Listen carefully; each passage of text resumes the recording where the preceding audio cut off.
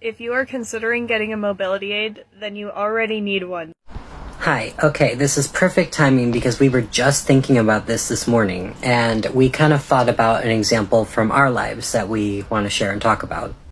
So, over the course of the past, say, 5-10 years, we've used a variety of mobility aids. It started with canes, then we switched to hiking sticks because our physical therapist wanted us to stand up taller and having the support up here would be better for our back.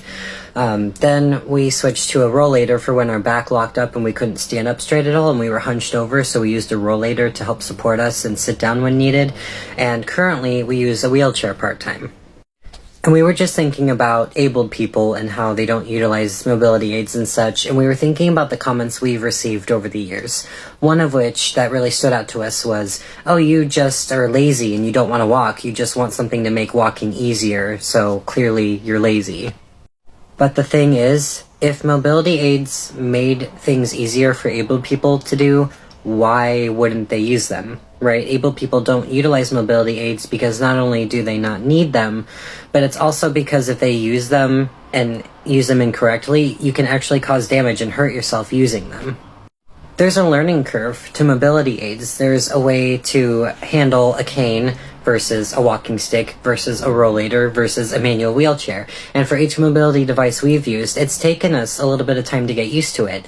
And currently with a manual wheelchair, the learning curve was a little bit harder than the rest because it is different propelling yourself in a manual wheelchair than it is using a cane. But we got through it, and it actually does make things easier.